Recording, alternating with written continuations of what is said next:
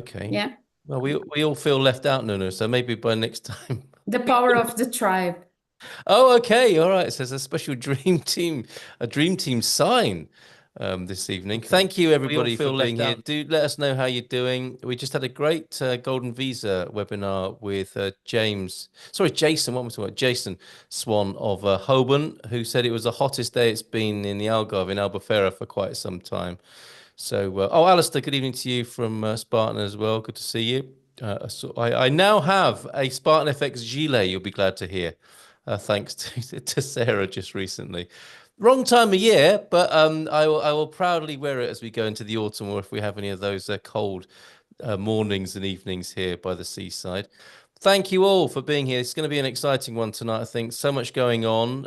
No sooner had we been discussing and maybe recovering from the citizenship news, there was some pretty swift approval in the Parliament yesterday of what's the umbrella term, I think, is foreigners' law. It's generally being spoken about as foreigners' law. I think I'm right in saying, and I'm sure Gilda will put me right on that.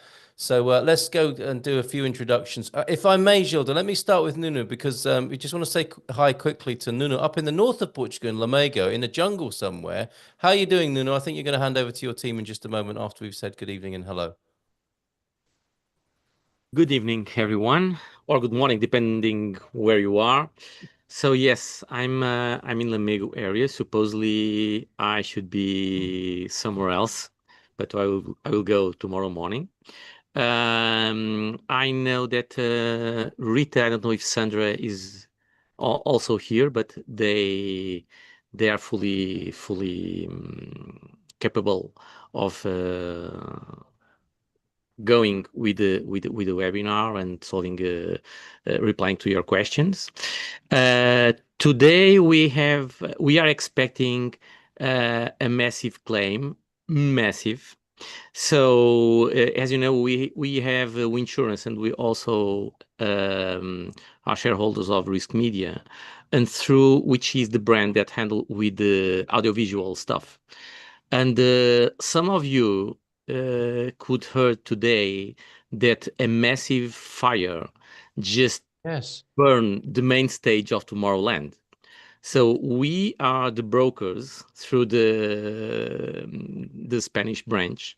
We are the brokers of the equipment there. So we are expecting a massive claims, but this is what insurance is about. So okay, luckily sometimes we have claims. Okay, we don't want many as customers, as insurers or brokers, but sometimes it's good to have claims. Okay, just remember us what is insurance about. Regarding our what we are more used to, which is health insurance, we keep receiving some statements, sometimes questions about health insurance. There is a lot of misunderstood how it works, the coverages, not so much how to use the insurance, but what really is about and how insurers make the insurance premiums. Because during the last 3 years, we have been assisting to a huge increase of the rates of the health insurance because after COVID, the rates they were really below the risk rate. So insurers have raised them. We are not expecting massive increments, but we cannot forget that with the age, the rates are also higher because the claims and the severity of the health issues that we all have are becoming bigger, so more costly, basically. So please, if you have any question about health insurance, please call us instead of just request for changing for insurer or reduce plans, make us a call and we'll be able to and delighted to clarify you. Okay. Very good. Thanks, Nuno, for being here. I know you're busy. You've got to go and do other things. Thanks for popping in, and you're going to leave us with Rita, I think. Yeah, I have a family dinner just starting. It's beautiful to see in the north of Portugal. It's still light at just 7 minutes past 9. And on another occasion, I hope you'll share with us the beauty of Lamego and that part that not many people know about in the north of Portugal. So, boa noite, muito obrigado, and have a great evening with your family. Yeah, yes, but by the way, I think that Expats Portugal are planning a meeting. I think during the next year or by the end of this year For in Braga? the Douro area. Oh, No, Douro, not in okay. Braga. Braga will be the next one, I believe. Yeah. But further, Astrid could clarify you this when she think that it will be appropriate to do it. Very good. We'll come back to that. Can I just say a quick thank you from Gail and Pat? Because, we Oh. just got our insurance this week, so we're really happy. Thank you, Gail. Yes, I see that, Gail. You've got a lovely big smile on your face. Isn't it nice to be able to speak to people directly? I think Yeah. that Rita should be the one that handled with your insurance That's policy, right, Rita? Yeah. Sorry, I wasn't able to unmute. Nice to meet you, Gail. In face, not in person, but in face. But thank you again for your efforts. Thank You you so guys much. made it really easy and very clear. You're welcome. So we appreciate it very much. Well, that's lovely to hear. Thank you very much, Gail, for that unsolicited testimonial. They're obviously a delighted customer. And yeah, it's great, isn't it, to be able to call from other parts of the world and speak to the insurance team and have things handled so beautifully. Oh, yeah. So there you go. Thanks very much, Gail. If you've got any other questions or issues that you want to discuss tonight, pop it in the chat, or as you've done, unmute there. Everyone should know we are streaming to YouTube as well, so your performance tonight will be immortalized forever on the internet. But that's not a problem. We do this every other Thursday. We're used to it by now. So thanks, Gail. Thanks, Nuno. Boa noite to you, and Rita. Thank you very much. I'm sure we'll be hearing more from you during the call this evening. Actually, I've got a personal question for you. I've got not a personal question for you. I've got a question that's coming personally from me about an insurance issue that I will join the queue and ask that of you as well. So thanks, Nuno. Take care. Bye for now. Go on. Go have your dinner. A big kiss and a big hug to everyone. Thank you very much. Beijinhos, abraços Ciao. from Nuno there. Fantastic. Cheers, mate. Ciao, ciao. Right, let's go to Gilda then for a bit of an intro. We'll get into the questions as soon as we've said hello to everybody and had an update from the respective industries of our Dream Team panel. Gilda, what's going on? I expect you've had a really nice, peaceful, quiet day, haven't you? Oh, no. No, I haven't had one of those in quite a while. Right, okay, yes, true. Yes, sorry, how insensitive of me. Please carry on. An update from your industry, please. Okay, so I think that what people are looking for and want to know and are more concerned is about the renewals. Okay, so I'm going to talk a little bit about the renewals. First thing, please don't panic, because if you are panicking, I am panicking. And then my team is panicking, and then everyone is having a meltdown. So we need to stay calm and wait for what is happening, because everything is changing. We are in a moment of change. So first, IRM was responsible for the renewals. Not anymore. Now, the renewals are with IMA. They have opened a system, a portal for you to try to do the renewals. But most of you are not going to be able to do it yet.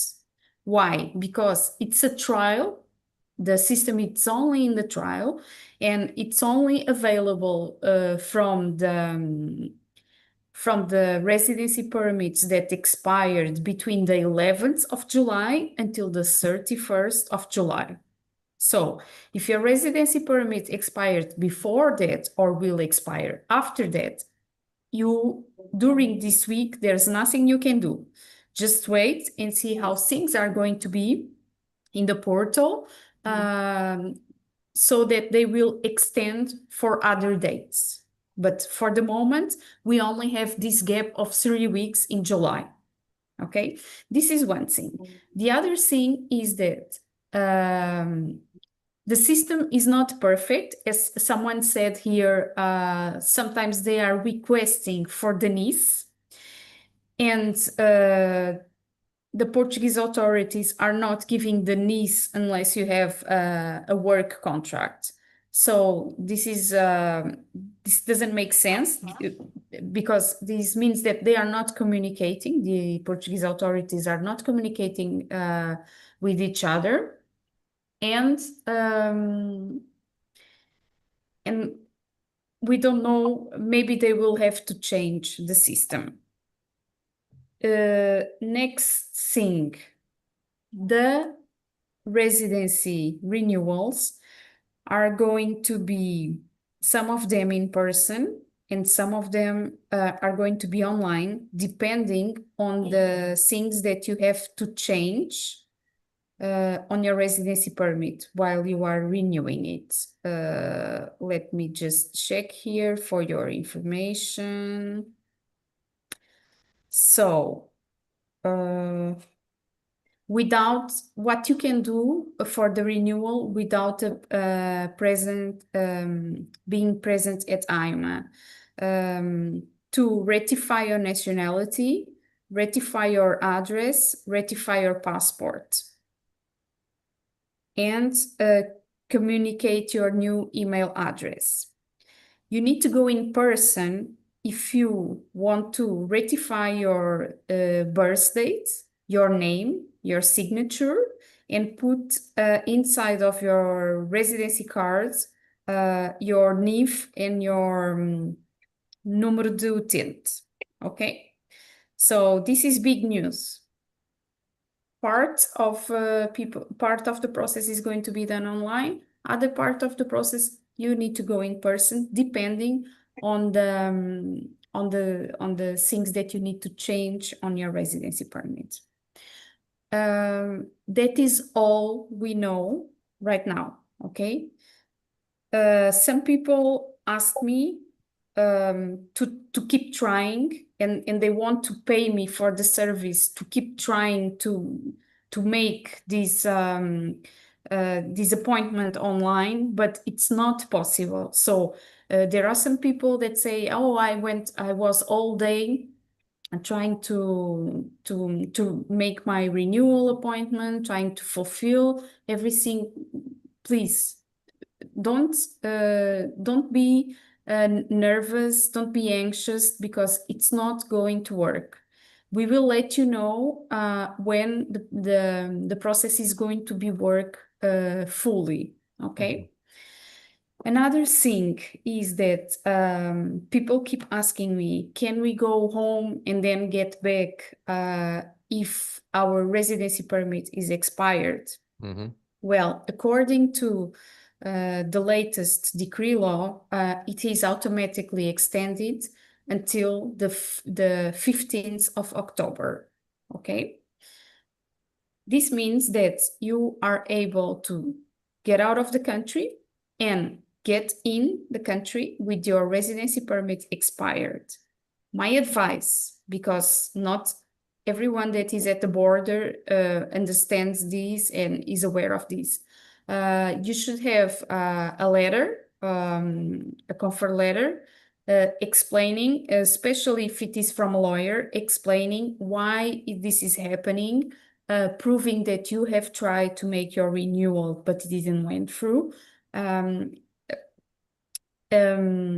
explaining the decree law that allows you to be legally in the country despite your residency permit is expired. And this will sort out the problem, or at least it has worked for the past months for our clients. If they don't have this letter, maybe the Portuguese authorities will start making lots of questions, and you can find yourself in a stressful situation because you don't know how to express all these, and you don't know all these legal articles that can justify this thing. One other thing is that if you have stops in other airports, it can become more difficult because we had some problems in Dubai, in India, because it's and in Germany, because for the Germans this is something that they cannot understand how in a country in Europe you can keep renewing residency permits since 2020 automatically, and the document is expired itself. So that's why it's true. That's why when someone needs to stop in German, we even translate this document to German to facilitate their job. And we also provide our contacts in case someone at the borders need to talk to us. I think that's it. I don't know if you have more questions. I'm sure there will be questions for you, Gilda, and we'll come back to you. Thank you very much for that comprehensive update there. Why is it so complicated? Because the government hasn't found a way to do this. Because before it was COVID, so they didn't want people there. So they say, okay, it's automatically extended until 2022. And then they say, oh my God, now we have too many people. So it's automatically extended. Okay? Because too many people, we don't have enough people to address this. We just want to go for the residency permits and the renewals. We don't mind. We just make this decree law and it's fine. Do whatever you want. But they forget that outside Portugal, not all the authorities necessarily need to be aware of what is happening in Portugal. Yes, indeed. Okay, well, thank you. We will come back to you. And I'm sorry. And now, new government, new rules. Yes, okay. Now it's not with IRN anymore, knowing that it was invested a lot of time, a lot of means, a lot of manpower to the IRN to do the renewals. And now they say, no, it's not with IRN anymore. It's going to be IMA. And it's going to be this new system that it's not working at all. Right. We were able to make one renewal that was in this gap. We were able to make one, but this person was a student, so it was quite different. It was quite simple, and you have to pay a fee when you do all your process. Then you have to pay a fee, which is, I think, for the, let me check here, 181 euros. Okay. And if it is a Portuguese speaking country, it is 58 euros. That's the renewal fee, is it? The renewal fee. Okay. Okay. All right. One other thing that's never occurred to me to ask you before, but people coming into Portugal and flying around Schengen, for example, it's very important, isn't it, that they keep their original passport updated, because they'll at least be able to enter on the tourist visa with a valid passport. And I don't think we've ever talked about this before, but I guess we should make sure that people have updated passports from the country of origin. Yes, that's true. You should never get into a point that you get your passport expired. Yes. So you need, if it is becoming to an end, you should go to the embassy of your country to ask for a renewal of your passport. Yes, because that would be a worst case scenario, wouldn't it? To have expired residency from Portugal and expired passport from your country of origin, you could find yourself quite a stressful situation. And thank you for reiterating all that can be done from your point of view within the law with the comfort letter and so on. So that's great, your update. I'm sorry. Just one thing, because everyone is so nervous about this. Yeah, understandably. Just one thing. People, according to IMA, people that are before this July period are going to get an email to do their renewals. So that's why I say don't stay in front of the computer, don't stress, because it's the Portuguese way. It's going to be fixed up. it's our rhythm, and we know that sometimes it's difficult for you to understand, but it is what it is.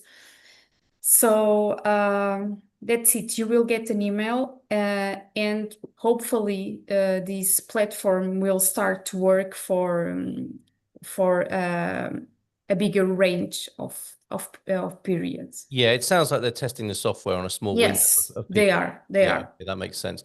Okay, thank you. It's really important that people can be here on a Thursday evening to get that reassurance from you, because it is stressful when you don't know what's going on, and it's really good to have your input, Gilda, to calm people's nerves. So thank you for being here tonight. Really appreciate it. Let's go to Rodolfo of Resin Pelicano, of course. A bit busy in the last couple of weeks, and thank you for your recent webinar going through the citizenship changes. Rodolfo, how has your week been? Yeah, we're good week. As we mentioned in the webinar, the citizenship project, the new law is going to be postponed a little bit because there's a lot of discussion. So we still have a couple of months until we have some news. On Gilda's side was faster. They already have progressed with the approval, and now it's going to the president. So yeah, we're still getting a lot of questions, especially from people from the golden visa worried with the new requirements for the time of residency before they can apply for the citizenship. But it was a calmer week than the previous one. Thank goodness for you. Good to know. All right. Well, thank you, Rodolfo, on that. So we've got getting a comment coming in from YouTube already with Vicky thanking you, Gilda, for the update on residency. Rodolfo, if I could stay with you for just a moment. There was some quite hurried. It wasn't legislation, was it? It was approval from the Parliament yesterday on other aspects other than citizenship under this bracket of or umbrella of foreigners law. Nothing was discussed yesterday, was it? This hastily passed. This hastily approved set of suggestions. There was nothing about citizenship in that yesterday. That applied to other areas of migration into Portugal. Correct, because there are two laws. There's the foreigners law, as you mentioned at the beginning, and the citizenship law. Okay. And there were two projects for changes in both laws. Yes. One project for the foreigners law and another one for the citizenship law. Yes. The one for the citizenship law is now a little bit postponed because they're still under discussion and sent for the different parties and associations to review. The one that went through yesterday is the one related to the immigration for the foreigners law, which is Gilda's area. That's why everybody's really focused on this one right now.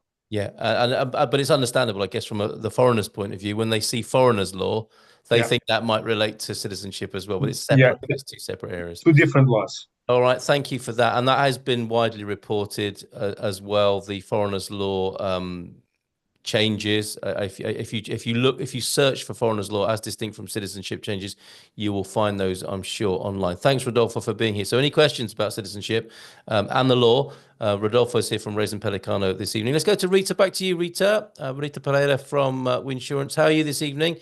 It's been busy in the insurance world, as Nunu was saying, with the Tomorrowland disaster over there. It's been a busy day for you. People are on vacation, so everything is very difficult at this time. Oh wow! Okay, well, it's good to have your reassurance here that and the earlier testimonial from Gail that you're very happily handling inquiries from around the world, helping people move to Portugal and set themselves up with all sorts of insurance products here. Anything specific you'd like to talk about or share this evening, or do you just want to stand by and wait for those questions about insurance? I think I'm still in training, so I prefer people to ask me and for me to find something to say. Fantastic. Okay, thank you for being here, Rita. Much appreciated. Thanks to you so far for this evening. Let's go to Pedro Franco as well of EI and in the world of finances, their personal finances. How are you, Pedro? Good evening to you, boa noite. Tudo bem? And what's going on in your world? Tudo bem, Carl. Hello all. Not everything is bad news from the Portuguese government. We have today, it was approved the reduction in the personal income tax. So that's something to celebrate. Absolutely. Yes, absolutely. So it's very quietly, and it's a reduction of between 0.4 and 0.6 percentual points, but it's on the middle, on the intermediate brackets, so not the top 48% that the most popular rate, not that one, but the middle ones. And this affects anyone that has job income or pension income or self-employment income. So I think it's very interesting. And because this reduction is compounding with a reduction from last year. Yeah. And there is another expected reduction for next year. Very good. So okay. Step by step, we are slowly easing on the job taxation and pension taxation. Well, great news for the working and middle class people of Portugal. Absolutely, yes. Yeah, very good. And further cuts to come. That's so good to hear. And yeah, perhaps we're not hearing enough about that, are we? I guess with all the other controversy going on. Yes, we're not. Yeah, this is not the major issue right now. So yes, I think the citizenship and the foreigners law are the most concerning aspects, because it will also affect the economy. So all associations and all parties are involved in this discussion. Right. Well, that's great to hear from the point of view of Portuguese citizens and natives. Just a quick word please. about the personal income tax returns. They are now starting to be assessed by the Portuguese tax authorities. So we are seeing people receiving the emails saying that the tax returns are correct and they are valid. And now but that does not mean they are yet liquidated. So they are still under the assessment, but it will come in the next week. I think most people will start receiving their assessments. So the tax officials working their way through that pile of tax returns, looking forward to their holidays. Okay, great. Thank you very much for that update, Pedro. Much appreciated. Thank you for being here tonight.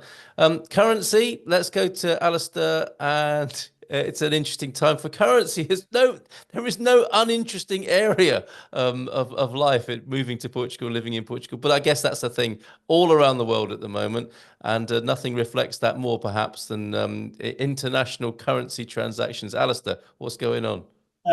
Yeah, so it's a better week for the dollar. We're about 2%, 2% off the lows.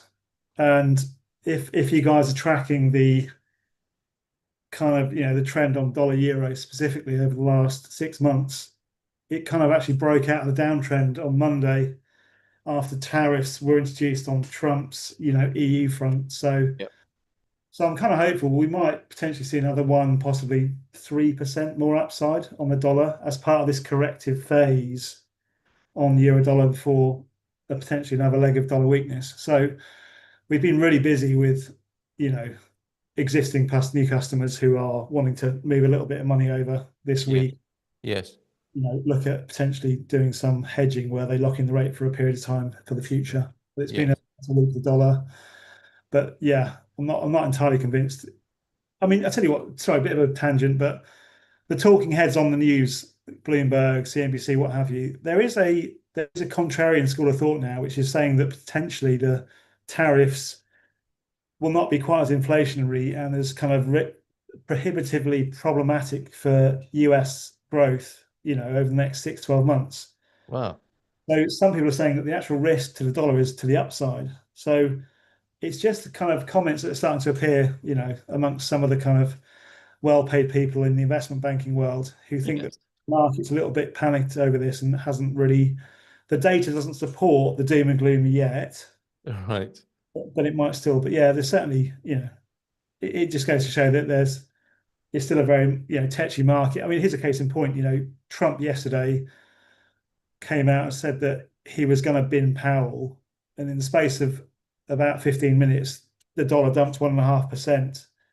And then he came out and said, "That's not what I said. What I actually said was, we are just looking at other people, and the market needs to calm down." But the bond market sold off, the dollar collapsed. It's just a very, very fraught market. But it just means there's opportunities there for people to, give us orders to buy the currency at better levels when we get these kind of bits of volatility.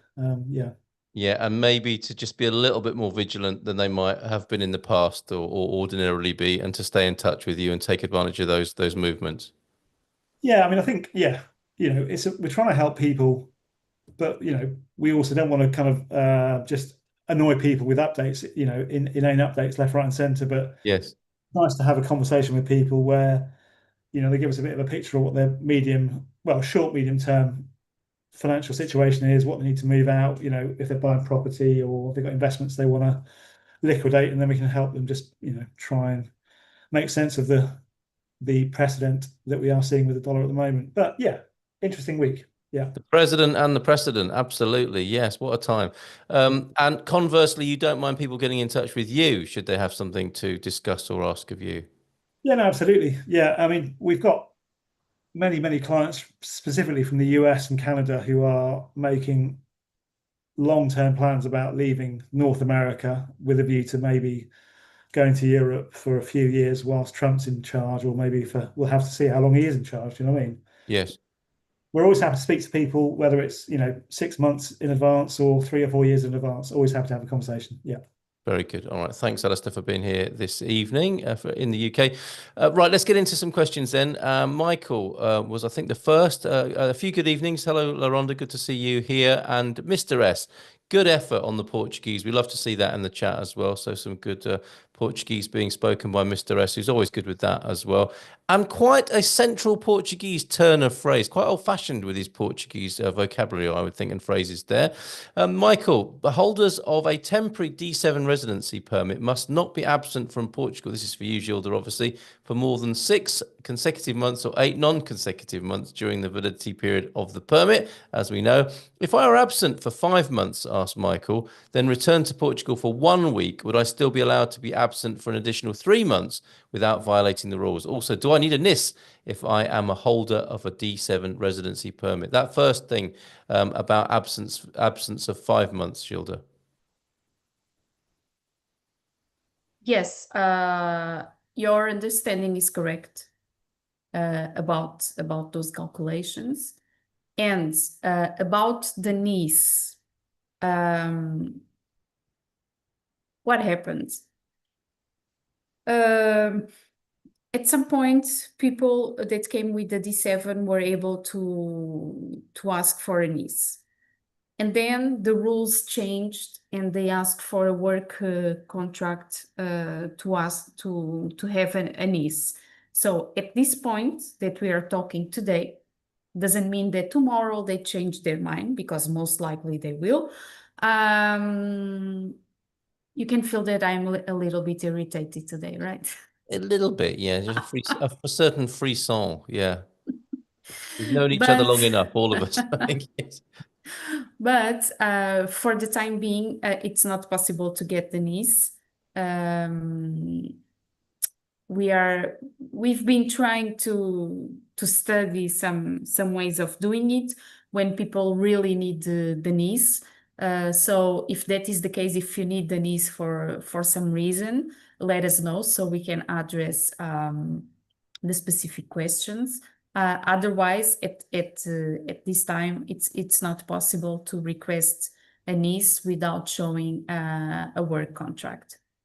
Very interesting. Okay, thank you for that. And whilst we're about it, let's do the acronym. We should have a jingle for this where we go through the Portuguese acronyms and abbreviations, just so everybody's clear about these.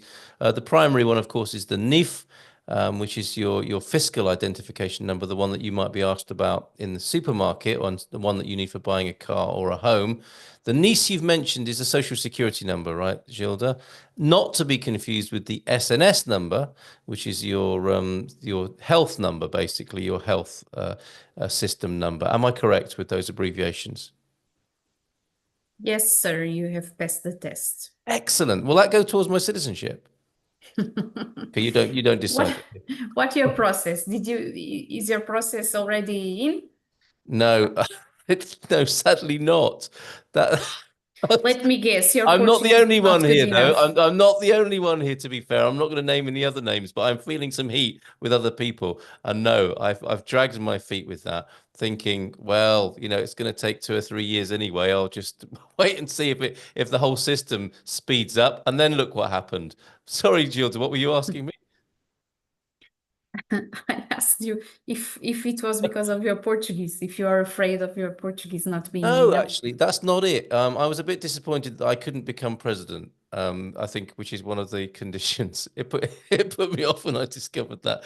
Anyway, only kidding, everybody, by the way. Right, an NIE. Mr. S is saying, I have an NIE. What's that? I don't know. I've never heard of that. Is that a typo? Did he mean to type NIF, or is there another number that we need to know about this evening called an NIE? I guess it's something that has to do with the renewals, but I don't have in mind. Okay, all right. Give us a bit more info, if you will, Mr. S, on that.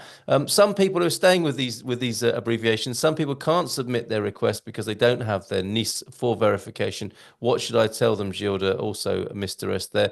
I'm bringing info back to the forum. Thank you for updating the forum on that, Mr. S.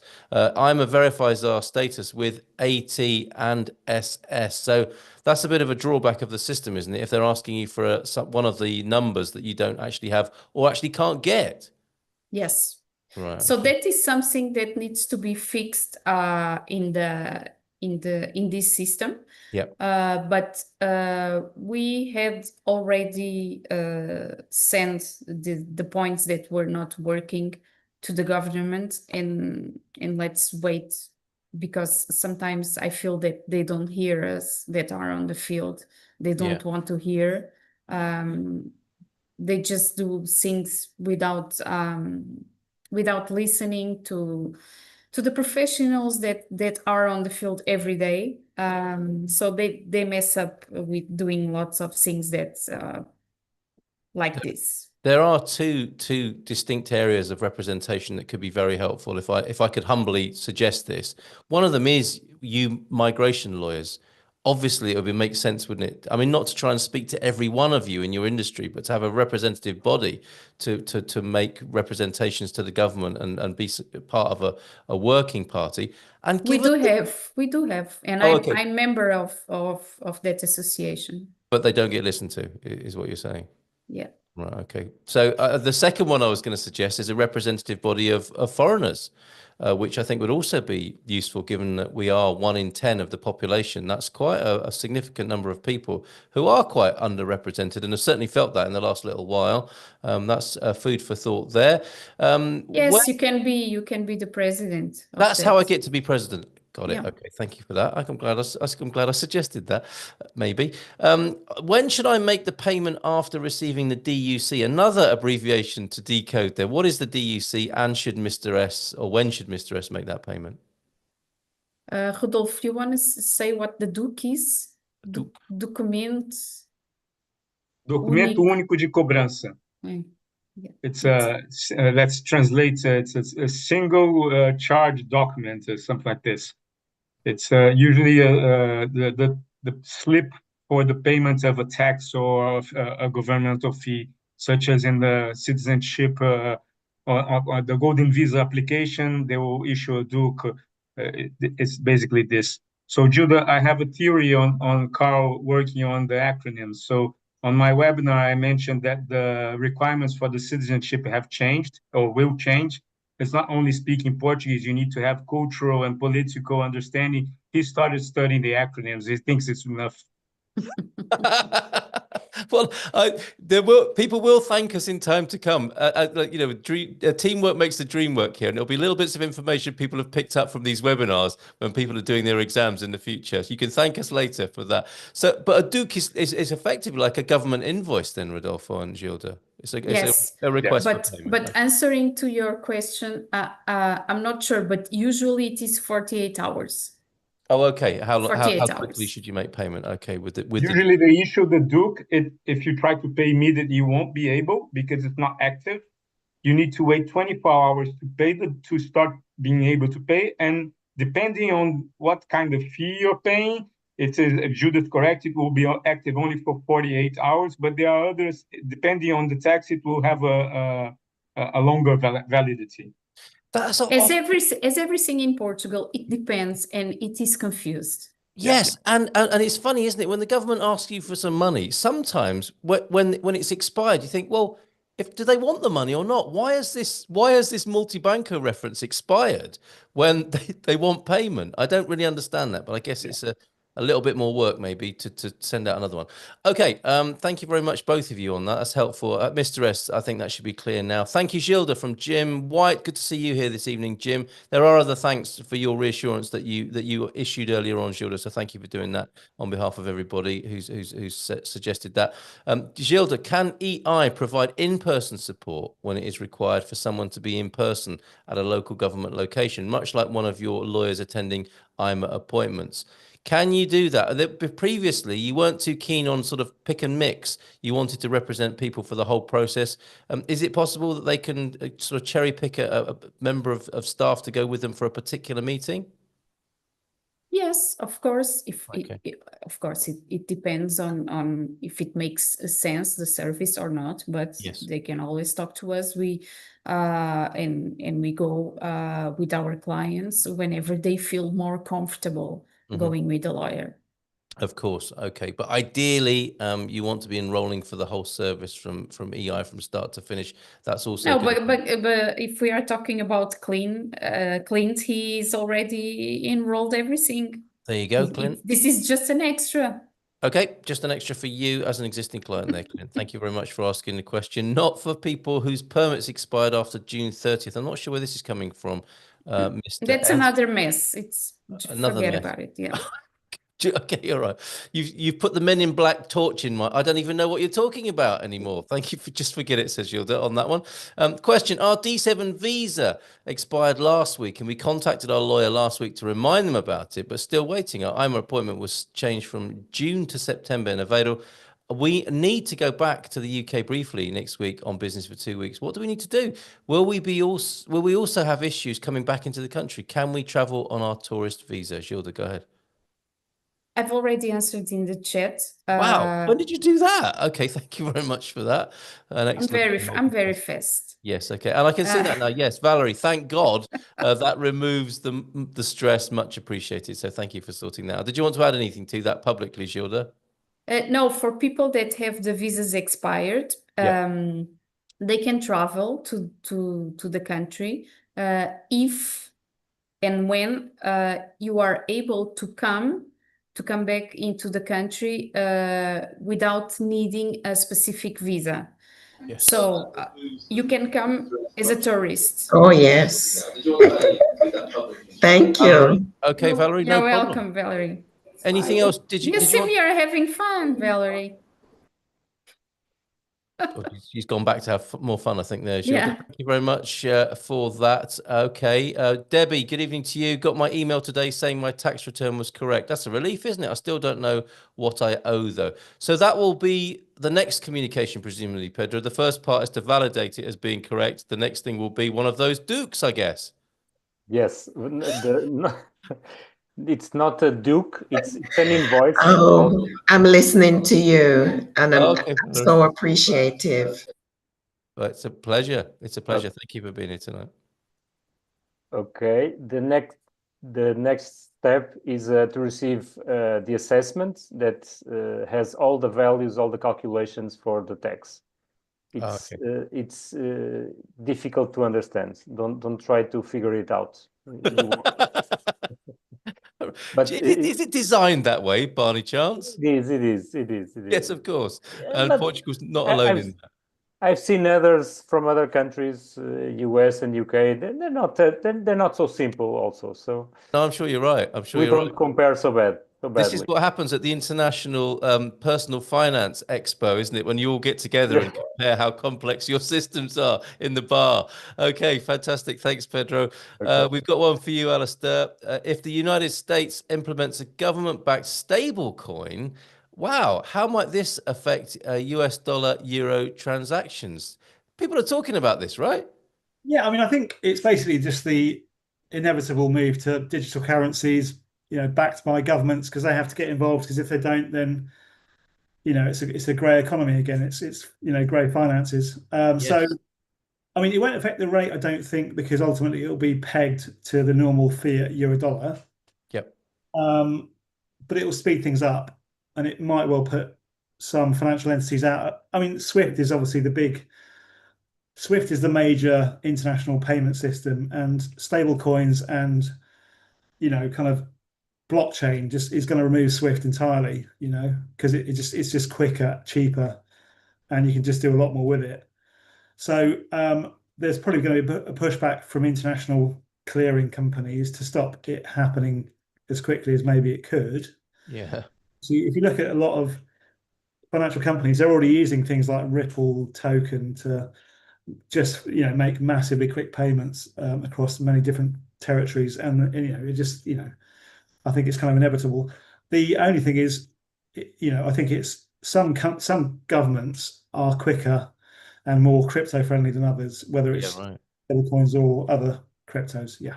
Yes, very good. Very interesting. Good question, Michael. Thanks for that, Alistair, your insight on that. And I think we should go to Pedro, of course, on the matter of cryptocurrency. Any updates? Talking of countries that are quite friendly, or at least the fans of cryptocurrencies find themselves more welcome in some countries than others. Portugal has been a favored country of crypto enthusiasts. Is that still the case, Pedro? Yes. So we still have the no taxation rules, not subject to taxation for crypto if you hold it for more than 12 months. Okay, and on the tax return, it's not even possible to report these holdings for more than 12 months. So if you have for more than 12 months and you sell it, you cannot declare it on the tax return. So it's out of scope of taxation. Okay, that sounds favorable, if I may say so. If it's less than 12 months, you have to report it, and it's taxable. Yes, it's like trading. Yeah, of course. Okay, yeah, and by the way, the main crypto, which is Bitcoin, is completely soaring. So it's on its all-time high, like last 2 days ago, I think. Yes. Yeah, interesting. Okay, I'm enjoying Alistair's reactions as well to your input. And Pedro, of course, we did a webinar with you on the subject, didn't we? That can be found on the Expats Portugal channel as well on YouTube. That's great. Thank you for that little aside there, Michael. Spain has an NIE.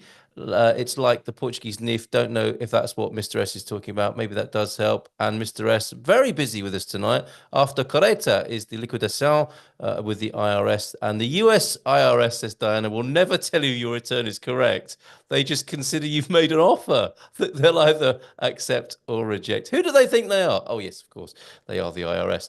Right. Thank you very much so far for everything in the comments. Okay. I am going to, of course, prioritizing you Expats Portugal members in the chat here on Zoom. So make sure you get any questions you have to our team. And if I've overlooked any, you must tell me on Zoom. I'm going to pop over to YouTube and see what's happening over there. Thank you for your earlier comment, Vicky. Hamad is here. Hi all. As we are not able to renew our residence permit, can we submit nationality application with an expired card as it's valid up to the 15th of October? Please advise. Thanks. That would be for you, Rodolfo, right? Sorry? Can I put that to you, Rodolfo? As we are not able to renew our residence permit, can we submit nationality applications with an expired card as it is valid up to the 15th of October deadline? It's another thing, another confusion there. Okay, all right. Go on. So I have these cases and I have submitted when they are covered by the decree law that extends the validity. And then I do that based on decree law. But if it's not covered by the decree law and it's expired, then no, we need to wait until we have a renewed one. Okay, there you go, Hamad. Thank you very much for that. But I'm sorry, Rodolfo. I don't think. Do you have any feedback from IRN that this is going to be accepted? It has been accepted. Okay. Okay. Good news. Good news. All right. Thank you both. But it has to be covered, Judah, because we have some renewals that are not covered by decreed laws. And then in this case, no, I need to have the valid residence permits. Okay. All right. Thank you very much. Let's go back to, I'll do as much as I can over on YouTube, but I must prioritize Expats Portugal members here. I see you, Capricorn Chris, who's a big fan of Gilda. We'll see if we can connect you, Chris, with Gilda a little bit. Are we going to Portugal this year, Capricorn? Okay. I think we should all be going to Portugal, should we not? And eating some in that fine restaurant there, the Club Nautico, with that great chef, Tiago Zeferino, who's a favorite of our community. Let's go to another Portuguese superlative. Did you know Massachusetts hosts the largest Portuguese festival in the world?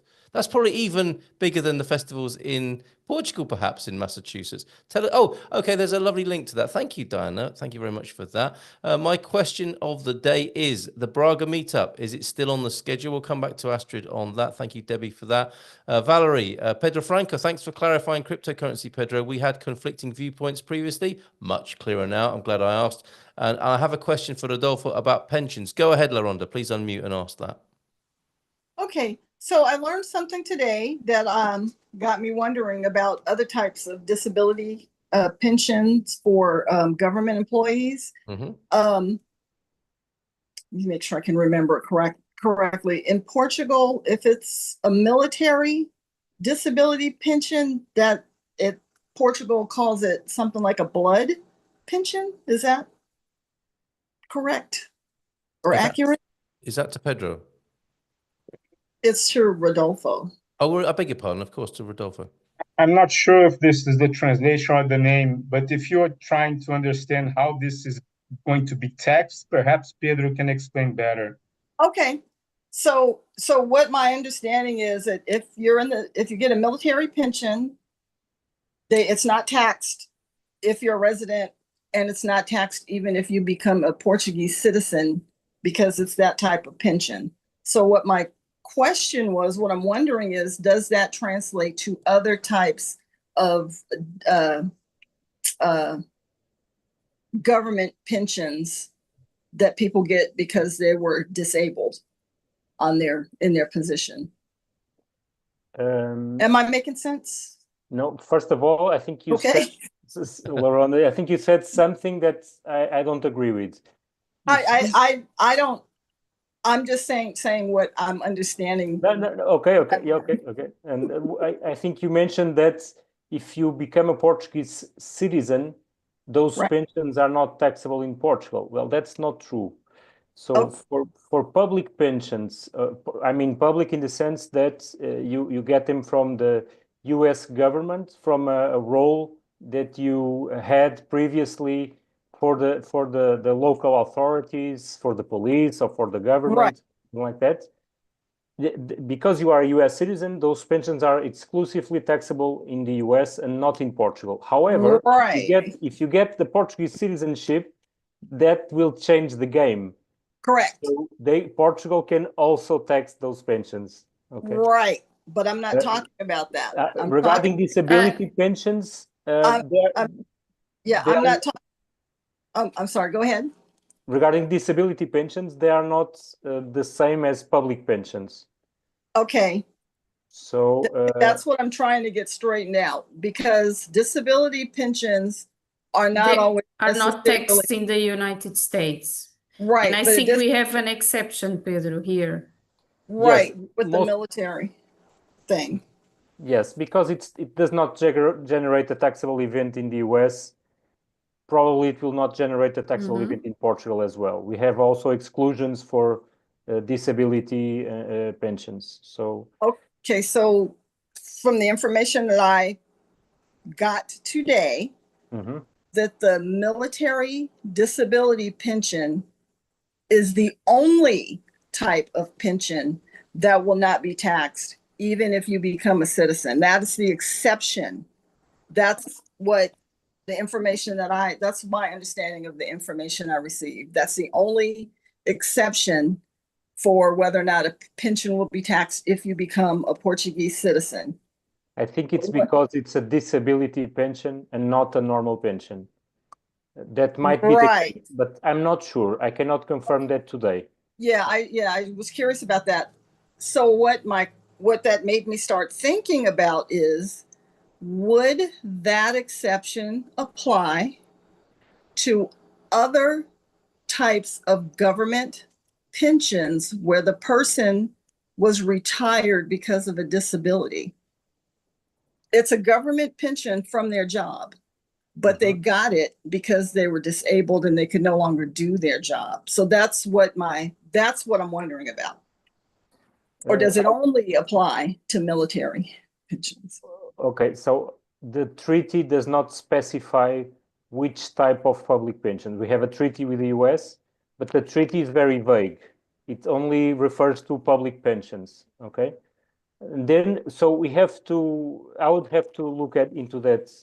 Okay, yeah. That's be a call there, I think, Laronda. What if you? I think best to get in touch with Pedro about that, and then you can look into the specifics of All right, that. I'll do that. Yeah, because I'm not talking about like I'm not talking about any other type of disability. No, you're talking about something quite specific that needs to be researched, I think. Okay, okay. But however, I will do that. The point is the Portuguese citizenship, when you get it, it might change the treatment of your public pensions. I'm not talking about this one that you are discussing. Right. But the other ones, yes. I understand that for any other type. Yeah, and that is a consideration that has come to light in recent months, hasn't it? As in the consideration of becoming a citizen or not, especially for US residents or citizens, as it were. So definitely worth checking that. All right, and others who want to clarify that, get in touch with Pedro Franco. You can find him, of course, through EI in the Expats Portugal Business Directory. We're coming into the last couple of minutes. Thank you. Thanks to you, Laronda. Thank you for being here this evening. Over on YouTube, Chris, what were you asking? There's a question here. Under the drywall agreement, I don't think it's I think it's probably the withdrawal agreement, because I don't think there is a construction agreement so far yet between Portugal and UK. With 2 elderly parents in the UK, I have to constantly return to the UK every 2 to 3 weeks. How will this affect my temporary residency? What do you think of that, Gilda? Well, as you know, we have the rule and then we have the exceptions of the rule, showing that you are taking care of your parents and proving that, keeping the records of that. This can be a way to ask for an exception, okay, because it is foreseen in the law. However, I've been hearing that they are going to get more strict about the times that you have to be in Portugal. Okay. To keep your residency permits. This is going to be like the next issue that they are going to. Okay, stay vigilant on that then, Chris, I guess is the answer. All right, we used to do a cultural question. Let's do a quickie on that, because I think we do need a bit of a palate cleanser, as it were. You've dealt with some serious heavyweight issues tonight, everybody. And some talk did come in about festivals, especially that big one in Massachusetts. I was very pleased to see Tony Carreira in my town last weekend, a top Portuguese singer.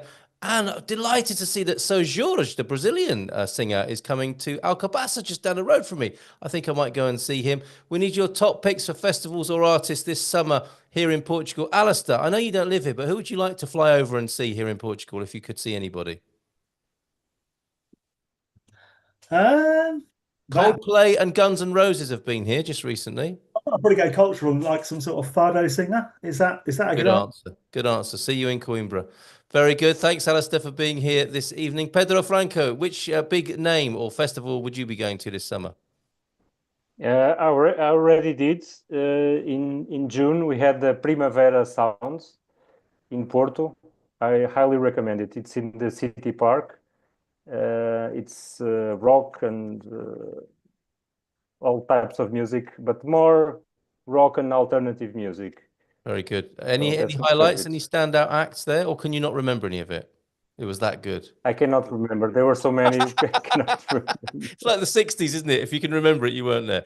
Brilliant, Pedro. Thank you very much. Rita Pereira, who do you want to see this summer? I'm going to see Seu Jorge. Are you? Maybe see you in Alcobaça? In Cascais. I'm from Cascais. Okay. He's great, isn't he? Last weekend I was in London to Stevie Wonder's concert. How was that? was really, really epic. Wonderful. I think it was the last one. So really? it's moving. Yes. Oh, wow. Okay, Rita, thank you so much. Wow, and a surprise there with Stevie Wonder and going to Sir George as well. Rodolfo, thank you, Rita, for being here as well this evening. Rodolfo, who are you going to go and see? I did last weekend. There was over here in Cascais in the Cool Jazz Festival. I went to see Seal. It was an excellent show. Seal, wow. Kiss from a Rose, yes, fantastic. He's changed it was really nice. He's really an interesting fellow. It was really nice show. And Alistair, you want to see Father, don't want to drive to Coimbra in Cascais from the 19th of June until the 14th of September. They have Fado sessions at the Santa Casa de Misericórdia in Cascais. So quite interesting program. Wonderful. A whole day's work, a load of questions here on the Dream Team, and giving out public service announcements to do with the culture as well. That's fantastic. Thank you, Rodolfo, for being here. I think that would leave finally Gilda. Forgive me if I've forgotten anybody, but Gilda, who do you recommend? Do you have time to go and see big gigs and big acts here in Portugal? Not really. Not this year. Well, that was quick. And I am feeling, hearing you, I am feeling like, what if I've been doing with my life? Because I don't even know that Seal was here. I don't even know that I don't know nothing about Guns N' Roses and Coldplay. Okay, if you could send invitation. Well, I went to the open air cinema last night, so that was something. Well done. Okay, if we can upgrade on that, instead of sending bottles of wine to Gilda, maybe a nice invitation to go see Kylie Minogue or somebody like that, who also played, I think, in the last and someone went to that concert, and I don't. Someone here. Yes. Went to that concert and had a lot of fun, and I didn't even know when these artists are coming. I didn't mean to put salt in that wound, Astrid. Over to you for the last word. Oh no, yes, I went to Carly and with Sarah Davey and some other friends, and it gets worse, Gilda. I wasn't invited. Astrid. I feel betrayed. But it was excellent. But it did make me feel a bit homesick because for a lot of people here might not even know who she is, because I don't think she was very big in the States. But she made me a little bit homesick because she actually grew up just a few streets away from me. So I've known of Kylie since I was in my late 9 or 10. So she's definitely, and she actually made mention of Melbourne in Australia as her home in the concert. So I think I was the one screaming the loudest in the audience. That's amazing. So it made you feel homesick, made me feel old. I've got a little bit of a surprising fact. I was on Top of the Pops with Kylie Minogue in 1988. That's how old I am. When she was doing the Locomotion, Astrid, can you remember that? She sang that song. That's when she was talking about her roots in Melbourne. So with the Locomotion, so she did that, but it was very entertaining. It was great. Excellent. All right, if you could close us out this evening, that'd be great. Thank you. So the question about the Braga meetup, yes, it's still on at this stage. We are getting bookings that are coming through now, but we'll inform everyone with how we go. I think it's sort of a really tough time for year, August, because so many people are away, and that's the feedback that we're getting because of the holidays. So I'll keep everyone informed. Thank you, Dream Team. You've been amazing tonight, and thank you everybody for all your questions. See you again soon. Premium Lounge next week, and of course, we'll be back again with Dream Team Town Hall in 2 weeks' time. Take care, everybody. Thanks very much. Boa noite. Muito obrigado. Ciao, ciao.